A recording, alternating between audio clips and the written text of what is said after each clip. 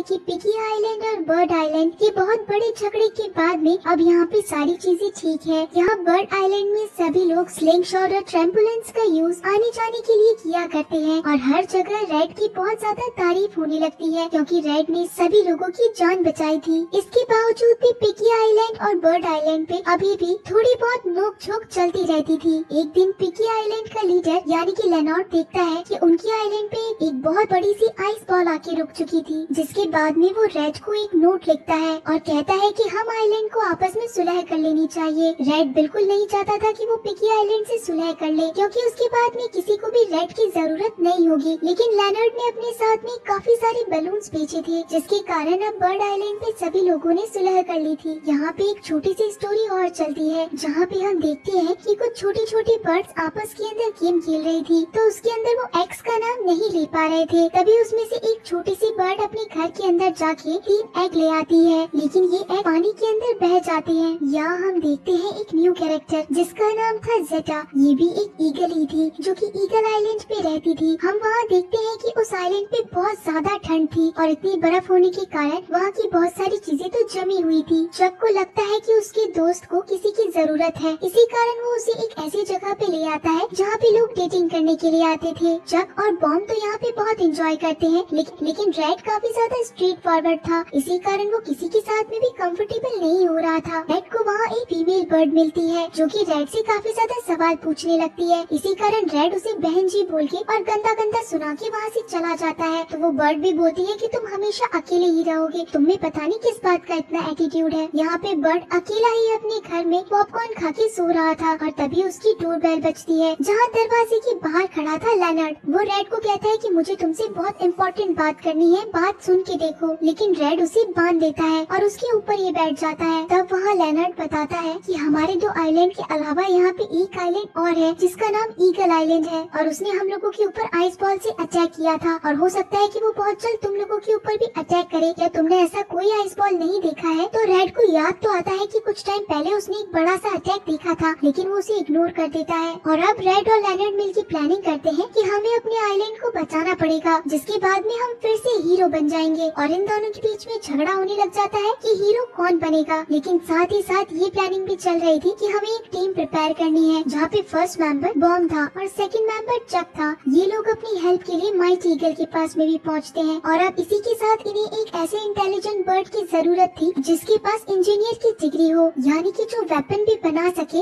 और जो काफी इंटेलिजेंट भी हो। तो चक कहता है कि मेरी एक सिस्टर है जो कि इंजीनियरिंग स्कूल में पढ़ती है, वो बहुत ज्यादा इंटेलिजेंट है। सभी लोग चक की बहन से मिलने के लिए यूनिवर्सिटी पहुंचते हैं जहां पे हमें दिखाई जाती है सिल्वर, जिसका पहले से ही रेड से झगड़ा हुआ था। चक और सिल्वर मिलके तो आपस में खुश थे, लेकिन रेड और सिल्वर एक दूसरे को देख के बिल्कुल खुश नहीं थे। यहाँ पे छोटे बर्ड्स को एग्स तो मिल गए थे, लेकिन ये आपस में कहते हैं कि इतनी आसानी से हुआ काम कभी भी सक्सेसफुल नहीं होता है, हमें जरूर लगता है कि कोई बड़ी मुसीबत आने वाली है। और तब हम लोग देखते हैं कि ये छोटे बर्ड्स तो ब्लू व्हेल के ऊपर थे और इनके एग्स अभी क्लाउड के ऊपर पहुंच चुके थे। यहाँ माइटी ईगल के घर पे एक सीक्रेट मीटिंग होती है जहाँ पे पूछा जाता है कि रेड और लेनर्ड के पास में प्लान क्या है वहाँ तक जाने का। तो वो दोनों आपस में पिक्चर्स दिखाने लगते हैं और रेड कहता है कि हमें बस वहाँ जाना है, उस वॉल्केनो को तोड़ना है और इसके बाद में हम जीत जाएंगे। जिससे सिल्वर को पता चल चुका था कि इन लोगों के पास में कोई भी प्लान नहीं है, इसी कारण वो रेड से क्रॉस क्वेश्चन करती है कि हम वहाँ जाएंगे कैसे, उस वॉल्केनो को तोड़ेंगे कैसे और अगर तोड़ भी दिया तो वहाँ से बच के कैसे आएंगे। और इसी के बाद में सिल्वर वहाँ पे ईगल आइलैंड का मैप मांगती है। इसी कन्वर्सेशन के बीच में माइटी ईगल को पता चलता है कि यहाँ पे जिस ईगल की बात की जा रही है वो जेटा थी, जिसे देख के माइटी ईगल बहुत अलग बिहेव करता है। ये लोग देखते हैं कि इनके घर की तरफ एक बड़ा सा आइस बॉल आ रहा है। माइटी ईगल इन सभी लोगों को उड़ा के वापस से ले जाता है, जहाँ पे जेटा अपने आइलैंड से देखती है कि सभी लोगों के ऊपर बॉम्ब गिरा और माइटी ईगल का घर बर्बाद हो गया। यहाँ ये लोग मैप के सहारे से जमीन पे उतरते हैं, लेकिन बीच रास्ते में मैप भी फट जाता है। लेकिन माइटी ने एक ऐसे थ्रेड का इनोवेशन किया था जो कि बहुत स्ट्रॉन्ग था और इसी के कारण वो सभी लोग बच के अच्छे से लैंड कर जाते हैं। जेटा यहाँ पे अपने इंजीनियर्स को बोलती है कि फायर आइस बॉल बनाने में कितना टाइम लगेगा, यानी कि अब जेटा के पास और बड़े प्लान्स थे। दूसरी तरफ पिगी आइलैंड भी इनोवेशंस में कम नहीं था और इसी कारण उन्होंने एक बहुत बड़ा सबमरीन भी बनाया था जिससे ये लोग ईगल आइलैंड तक पहुँच सके। यहाँ पे हम एक प्रोफेसर पिगी को देखते हैं जो कि अपने सारे इनोवेशन इन लोगों को दिखा रहे थे। वो प्रोफेसर बताते हैं कि ये एक ऐसा स्प्रे है जो किसी को भी ट्रांसपेरेंट कर सकता है। इसके बाद में एक ऐसा लिक्विड जिससे हम कभी भी जल नहीं सकते, हालांकि ये पिग्गी की नोजी थी। और तीसरा सबसे बड़ा गैजेट था एक वॉइस मेल का सिस्टम, जिससे कि अगर ईगल आसपास हुआ तो वो जोर जोर से बोलना स्टार्ट कर देता है कि आपके आसपास ईगल है। उसके खराब होने के कारण सभी इरिटेट हो चुके थे, लेकिन सिल्वर ने सिर्फ उसका एक स्क्रू टाइट किया और वो वेपन ठीक हो गया। यहाँ दूसरी तरफ छोटे छोटे बर्ड्स थे। अब उनके पास कोई ऑप्शन नहीं बचा था अपने एक्स को बचाने के लिए। तभी उनमें से एक बर्ड ने दूसरे बर्ड के मुंह के अंदर हवा भर दी, लेकिन वो हवा इतनी ज्यादा थी कि सभी लोगों ने अर्थ के बाद गैलेक्सी पार कर दी और यूनिवर्स के अंदर घूमने छोटे छोटे बर्ड्स। लेकिन तभी उस बर्ड के मुंह से हवा निकल जाती है और वो तीनों छोटे से बर्ड्स नीचे अर्थ पे आ जाते हैं, जहाँ वो सोचते हैं कि हम हमारे घर पहुँचे हैं। लेकिन तभी उनके सामने एक बड़ा सा स्नेक था। दूसरी तरफ ज़ेटा ने अपने लैब के अंदर फायर आइस बॉल तैयार करने की पूरी प्रिपरेशन कर ली थी। इधर बर्ड लैंड और पिगी लैंड के सारे लोग पहुंच चुके थे ईगल आइलैंड पे, जहां अंदर जाने से माइटी ईगल साफ मना कर देता है। वो कहता है कि ज़ेटा मेरी फियांसी थी, हम लोग कॉलेज में मिले थे, जहाँ पे हम दोनों की केमिस्ट्री बहुत अच्छी थी। मैं सुपर स्मार्ट था और वो सुपर इंटेलिजेंट थी। हम लोग शादी करने वाले थे, लेकिन मैं उस दिन वहाँ पहुँचा ही नहीं, इसी कारण वो ये सब कुछ कर रही है और मैं तुम लोगों की हेल्प नहीं कर सकता। दूसरी तरफ अब रेड के बिना ही सभी लोगों ने एक आइडिया निकाला कि हम लोग एक ईगल का ड्रेस पहन के अंदर जाएंगे। लेकिन तब रेड कहता है कि अगर इन सब लोगों ने पूरे आइलैंड की जान बचा ली तो फिर मुझे कोई भी नहीं पूछेगा, इसलिए वो वहाँ से उस वॉल्केनो पे जाने के लिए अकेला ही निकल पड़ता है। तो सिल्वर कहती है कि मैं उसके पीछे जाती हूँ, तुम लोग अंदर पहुँचो। अब बाकी लोगों ने एक ईगल का ड्रेस पहन के अंदर जाने की कोशिश की। वो एक गार्ड के सामने डांस करने लगता है, तो उस गार्ड ने सोचा कि ये एक न्यू गार्ड है लैब का, इसी कारण वो उसे अंदर आने की परमिशन दे देता है। यहाँ रेड और सिल्वर उस वॉल्केनो के ऊपर तो पहुँच जाते हैं, लेकिन एक तरफ से दूसरी तरफ पहुँच नहीं पाते हैं। रेड की प्लानिंग थी कि उसे बस इस वॉल्केनो का मेन वायर काटना है और उसके बाद सारी प्रॉब्लम सॉल्व। लेकिन जब वो ऐसा करता है तो वो वायर एक माइक्रोवेव का था। वायर काटने के बाद वो माइक्रोवेव बंद हो जाता है, ना कि वो वॉल्केनो। लेकिन इसी बीच में रेड और सिल्वर को अब उन गार्ड्स ने पकड़ लिया था। दूसरी तरफ जो बर्ड और पिगी साथ में थे, उन लोगों को दरवाजे से दूसरी तरफ जाने के लिए एक एक्सेस कार्ड चाहिए था। इसी कारण वो एक गार्ड के पीछे पीछे वॉशरूम में चले गए। ये सभी लोग मिलकर काफी मशक्कत से उस गार्ड से एक्सेस कार्ड चुराने की कोशिश करते हैं, लेकिन ऐसा नहीं हो पाता है। आखिर में जब चक सोचता है कि उससे वो एक्सेस कार्ड चुरा ले, तो वो एक्सेस कार्ड जाके सीधा उस ईगल के सर पे लगता है, जिस कारण वो ईगल काफी ज्यादा टकरा के जमीन पे गिर जाता है। दूसरी तरफ अब वो छोटे बर्ड्स उस स्नेक से लड़के वहाँ से अपने एक्स यानी कि अपने छोटे भाई बहनों को घर ले आए थे, लेकिन वो लोग गलती से पिगी आइलैंड पे पहुँच गए थे। यहाँ पे जो सभी लोग एक ईगल के कॉस्ट्यूम में थे, वो लोग सामने की तरफ देखना चाहते थे और वो देखते हैं कि वहाँ के सारे गार्ड्स भी डांस करने लग जाते हैं। ये लोग जब डांस कर रहे थे तो इनका पूरा का पूरा कॉस्ट्यूम फट जाता है, इसी कारण बिना किसी की नजर में आए ये लोग डांस करते हुए बाहर निकल जाते हैं। दूसरी तरफ रेड और सिल्वर अभी भी फंसे हुए थे, तो रेड कहता है कि मैंने बहुत बड़ी गलती कर दी, हीरो बनने के चक्कर में मैंने सभी को मुसीबत में डाल दिया। रेड कहता है कि मुझे सभी लोग हीरो मानते थे, इसी कारण मैंने सोचा कि अगर मैंने इन लोगों की हेल्प नहीं की तो मुझसे कोई भी प्यार नहीं करेगा। तो ईगल कहती है कि अब तुम खुद को दोष देना बंद कर दो, यहाँ दूसरी तरफ हम लोग मिलकर संभाल लेंगे। इधर ज़ेटा ने सुपर वेपन को चालू करने का काउंटडाउन शुरू कर दिया था, जिसमें सिर्फ 10 मिनट ही बाकी थे।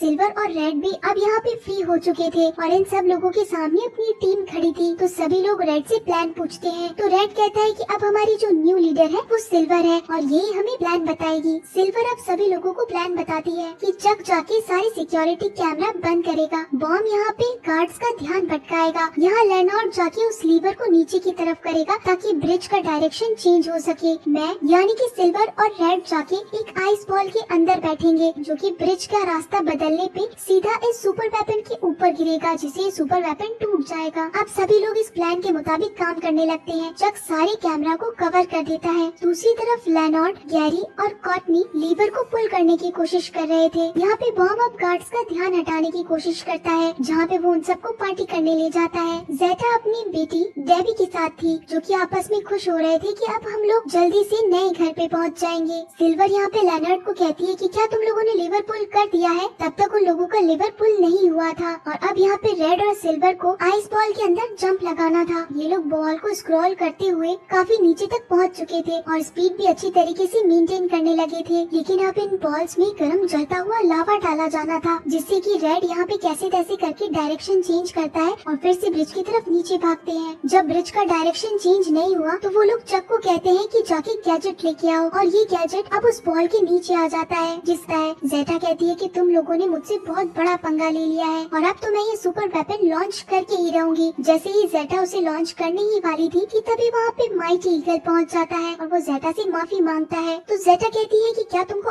आज ही का दिन मिला था इस चीज के लिए। इतनी देर में रेड सिल्वर से कहता है कि अगर ये फायर आइस बॉल बाहर निकल गए तो बहुत बुरा होगा। चक से कह के इन्हें रुकवाना पड़ेगा और इसके बाद में चक वहाँ पे उस पूरे वेपन के ऊपर उस सुपर थ्रेड को बांध देता है। जहाँ दूसरी तरफ माइटी ईगल को पता चलता है कि जेबी माइटी ईगल की बेटी है और जेटा ने उसे अकेले ही पाल पोस के बड़ा किया था। जेटा को इतना गुस्सा आता है कि वो इस सुपर वेपन को लॉन्च कर देती है, लेकिन वो फायर आइस बॉल कहीं जाते नहीं है बल्कि उस थ्रेड में अटक जाते हैं। एक समय ऐसा आता है कि जब वो थ्रेड टूटने वाला था, लेकिन तभी वहाँ पे छोटी पिग्गी और छोटी बर्ड्स आके उस थ्रेड को पकड़ लेती है, जिस कारण वो बॉल्स उसी सुपर वेपन में वापस आ जाते हैं, जिस कारण एक बहुत बड़ा ब्लास्ट होता है। जेटा को लगता है कि इस ब्लास्ट के अंदर उसकी बेटी डेबी मर चुकी है, लेकिन हम देखते हैं कि माइटी ईगल ने उसे बचा लिया है और माइटी ईगल वापस से जेटा को प्रपोज करता है और कहता है कि देखो मैंने तुम्हारे सारे टैटूज अपने ऊपर बनवा रखे हैं। और इसके बाद में हम लोग देखते हैं कि फाइनली जेटा और माइटी ईगल की शादी हो जाती है, जहाँ पे सभी लोग रेड को अप्रिशिएट करते हैं कि तुमने फिर से एक बार हम लोगों की जान बचा ली। लेकिन रेड कहता है कि इस बार ये सिर्फ मैंने नहीं किया है बल्कि ये एक टीम वर्क था, जिसका सबसे बड़ा क्रेडिट सिल्वर को जाता है। उसे लगता है कि कोई उसे प्यार नहीं करेगा, लेकिन इसके बावजूद भी सभी उसे और ज्यादा प्यार करने लग जाते हैं। यहाँ पार्टी में जब सभी लोग डांस कर रहे थे तो रेड और सिल्वर आपस में बैठ के कहीं दूर बात कर रहे थे, लेकिन तभी उनके बीच में चक भी आ जाता है।